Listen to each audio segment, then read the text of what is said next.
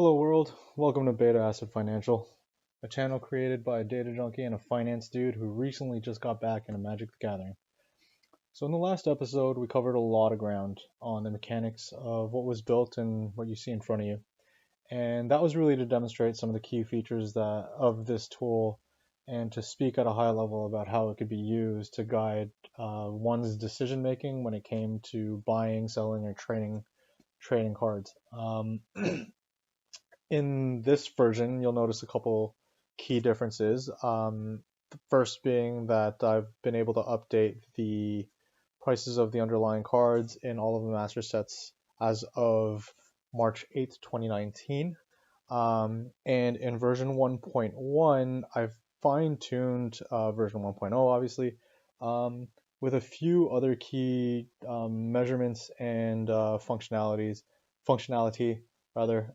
So this second page, firstly, will be reserved to track monthly results separately from weekly, and that's really just to stress test some of the data load process because it's not quite seamless yet.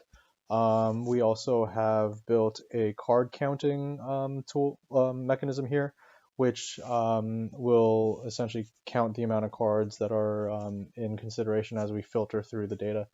And lastly, I've consolidated this spin wheel because I thought in version 1.0, when I looked at it objectively, I thought this looked kind of goofy. So I've just merged the two and now have the ability to filter by color or rarity by simply using that drop down. So the value that a lot of these added features will add is going to become more obvious as we begin to explore this a little bit more closely. As I mentioned in the last video, I think I covered a lot of ground, but I felt like after watching the video that the content was just too dense and conceptual. But in my defense, I think an intro video and one geared to explaining all of what's underneath the hood, so to speak, is pretty much unavoidable. So, I always want to reference this as a baseline, which I think is always a necessary evil. But to keep the content a little more focused now and moving forward, I'm going to highlight some of the key findings after having explored the results for an hour or so that we can actually talk more magic and less data. So let's first start with filtering for the latest date that we have. I'll lock this down just for good measure. And don't mind the graphs, but I'm just going to filter out all of the sets that aren't the box toppers. And so all of these guys here, and what else? Yep, these ones as well. And I'm just going to lock that down too. So the first thing is if we look at the big movers in terms of dollars and in terms of cost by set, by whether it was a foil set or a non-foil set, you will see that the top winners and gainers and the top losers are essentially, over the course of the month, are the same sets. So Modern Masters 2017, the foil cards went up by this order of magnitude, the non-foil cards went up by this magnitude, and the UMA foil cards went down by this magnitude, and the non-foil cards went down by this magnitude. Now, why that's important is because your top and bottom sets are essentially the same, right? So MM 2017 here and here, UMA here and here. But where this starts to get a little interesting is that if you look at EMA, and let me just filter that out, EMA ends up being, so EMA is, the foil cards in the EMA rather, are the fifth largest gainer, or the fifth largest gainer here, but they're actually the second largest gainer here. So the foil sets went up by much less, I guess, relative to the non-foil cards.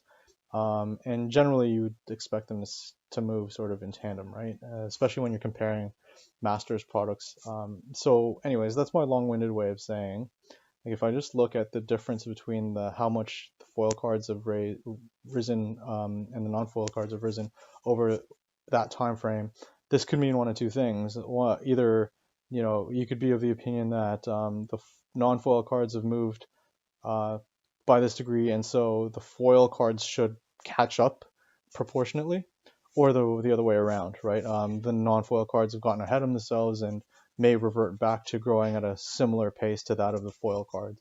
And again, the assumption here is that I mean, they are one for one in terms of cards, so you'll have, but you would think that they would move closer in tandem rather than what we are seeing here. So there may be a buying opportunity here or a selling opportunity here, but that's, this tool or this visual isn't going to answer that in absolute terms. It's just going to give you an idea and a hypothesis to work with.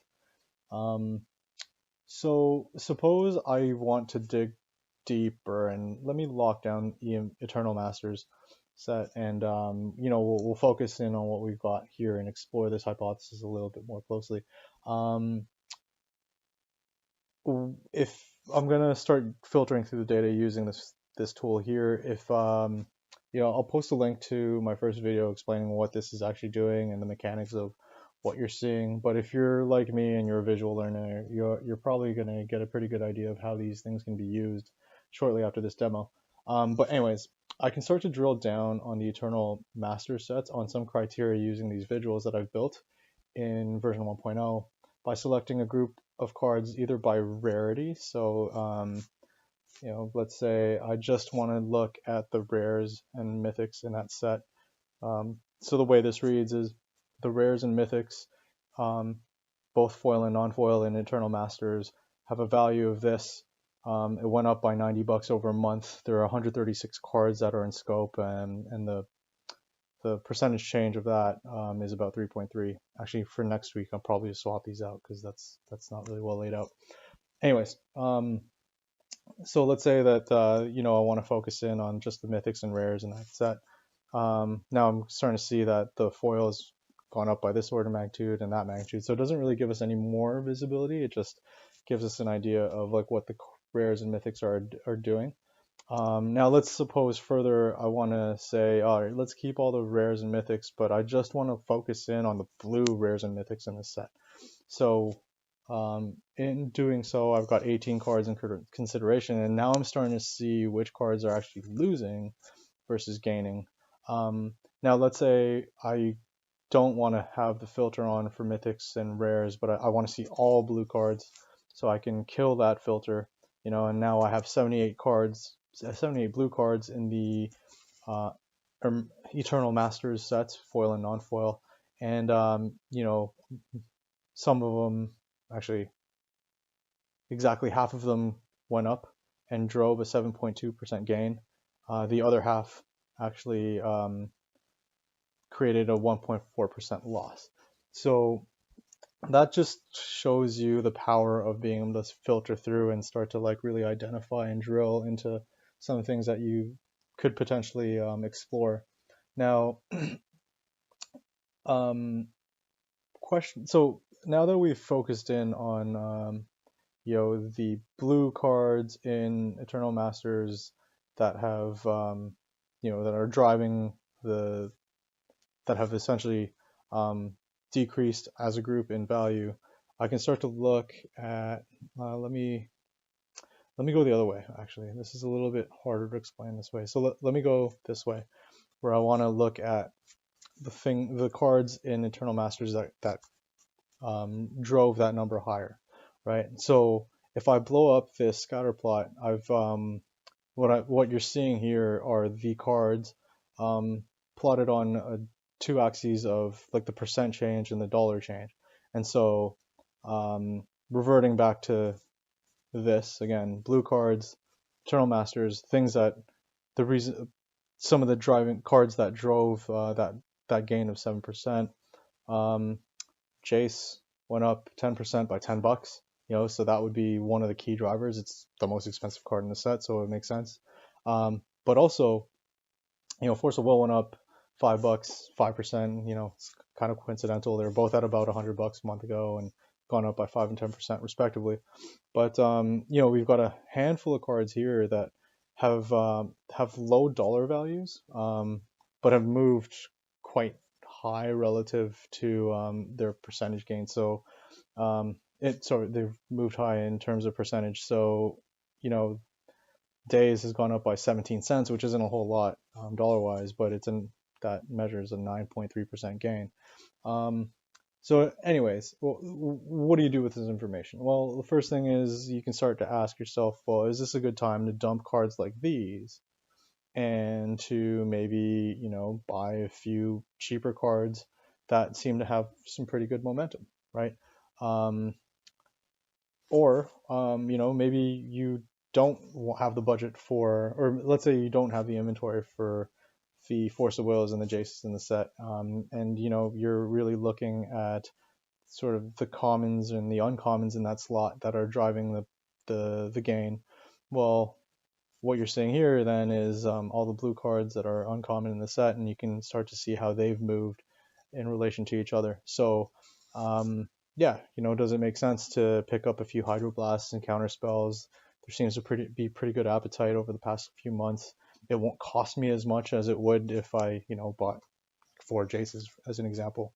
Alternatively, we can look at this as, so here we're looking at things that have gained over the month, but now we can start to look at the things that have dropped and start to ask questions around, are there buying opportunities in this subset of cards? And so if I blow these out, I've got a handful of cards here that have declined in value, and so maybe the idea is that we take cards that have gained, so you sell high, and start to look at buying cards that have not gained. These are just the blue cards, but let's say I want to see all of them, all the non-foils in all the non-foil cards in EMA. This is saying Caracas got kind of spanked, and so maybe a case could be made where we sell Jaces and Force of Wills and buy Caracas, as an example, right?